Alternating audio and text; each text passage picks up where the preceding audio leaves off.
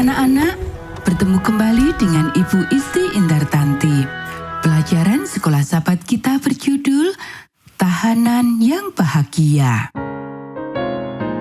Ayat hafalan Filipi pasal 4 ayat 11-13. Kukatakan ini bukanlah karena kekurangan, sebab aku telah belajar mencukupkan diri dalam segala keadaan. Aku tahu apa itu kekurangan, dan aku tahu apa itu kelimpahan. Dalam segala hal dan dalam segala perkara, tidak ada sesuatu yang merupakan rahasia bagiku, baik dalam hal kenyang maupun dalam hal kelaparan, baik dalam hal kelimpahan maupun dalam hal kekurangan. Segala perkara dapat kutanggung di dalam Dia yang memberi kekuatan kepadaku. Poin penting pelajaran kita dapat memilih untuk melayani Tuhan dalam keadaan yang paling sulit sekalipun. Pernahkah kamu terpikir seberapa buruk keadaan bisa menjadi lebih buruk? Dan kemudian kamu memutuskan untuk melakukan yang terbaik? Apakah kamu dapat melihat Allah bekerja bahkan dalam keadaan yang buruk sekalipun? Lanjutkan belajar tentang Paulus yang memilih untuk melayani Tuhan ketika masih menjadi tahanan, dan hasil yang luar biasa dari komitmennya.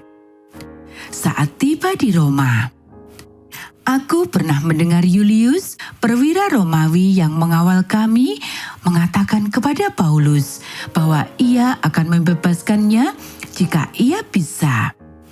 Paulus mengatakan kepadanya bahwa ia tidak akan mengubah apapun, karena Allah memiliki pekerjaan yang harus ia lakukan di Roma. Ia berkata bahwa ia sudah puas dengan hal itu.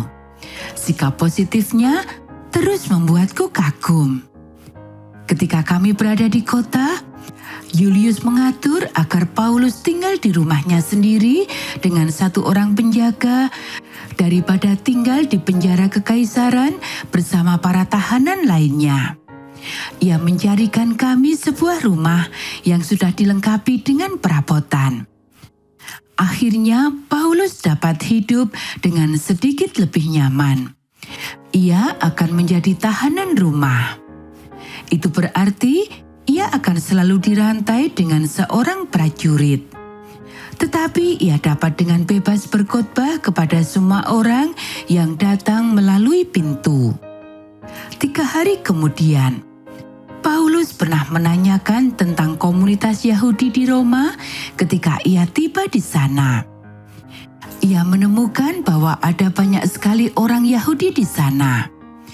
Ia duduk sambil mengenang sahabat-sahabatnya Priscilla dan Aquila yang ia temui ketika mereka dibuang dari Roma beberapa tahun sebelumnya. Ia menegaskan kembali keyakinannya bahwa kamu dapat melayani Kristus di mana saja dalam keadaan apapun. Aku harus setuju dengan dia. Hari ini Paulus memutuskan untuk bertemu dengan para pemimpin Yahudi.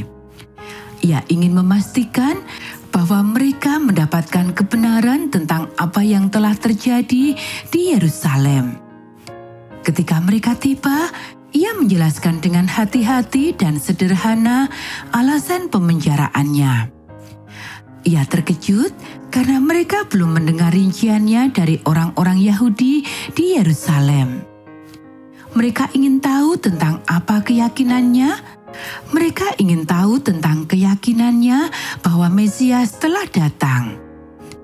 Alih-alih menjawab pertanyaan tentang penangkapannya, ia justru diminta untuk menjelaskan kepada mereka mengapa ia berpikir bahwa Yesus adalah Mesias. Paulus meminta mereka untuk bertemu dengannya lagi dalam 2 hari.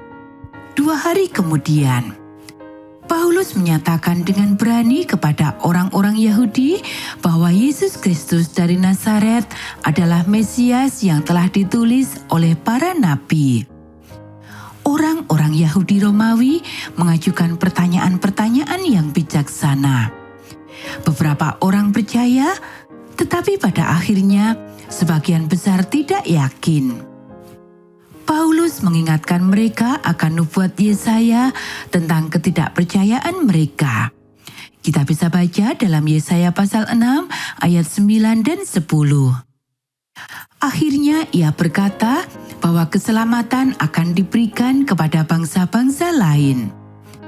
Tampaknya itu tidak menjadi masalah bagi sebagian besar orang yang mendengarkannya. Aku yakin Paulus kecewa. Yang penting adalah ia menggunakan setiap kesempatan untuk menceritakan apa yang ia ketahui. Ketika ia duduk di sana dengan dirantai, ia berkata bahwa apapun keadaannya, ia akan tetap memberitakan Kristus. Aku telah mempelajari rahasia untuk merasa puas dalam setiap situasi, baik dalam keadaan kenyang maupun lapar, baik dalam keadaan berkelimpahan maupun kekurangan.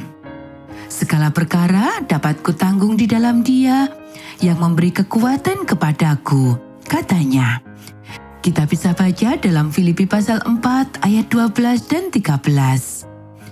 Sekilas aku melirik ke arah tentara yang menjaganya dan melihat bahwa ia pun tergerak oleh kesaksian Paulus.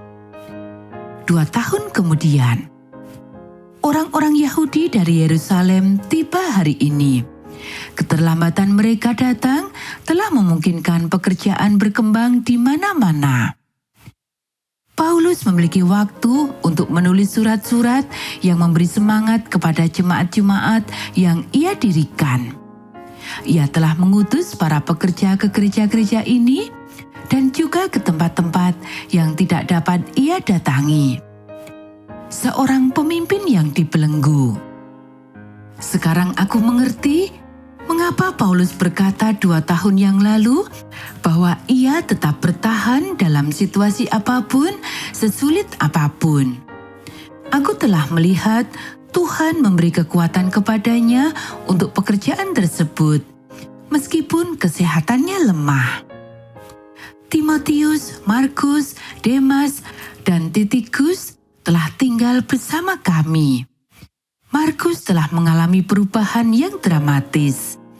Ia telah menjadi dewasa di dalam Tuhan dengan sangat baik, dan dia sepenuhnya mengabdi kepada Paulus. Kami telah menerima banyak sekali pengunjung yang datang ke rumah ini. Para kepala negara pun pasti tidak menerima kunjungan sebanyak ini.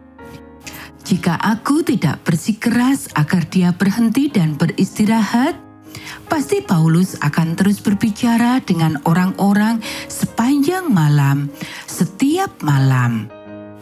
Setelah aku mengulanginya sekali lagi hari ini, dia menatapku seolah-olah dia ingin berdebat.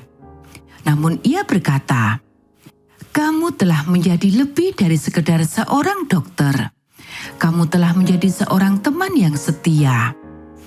Akhir-akhir ini, dia telah memperkenalkan aku sebagai dokter kesayanganku.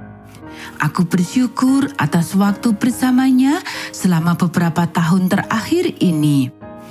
Aku telah belajar banyak tentang mempercayai Tuhan dan terus melayaninya, meskipun ada kesulitan.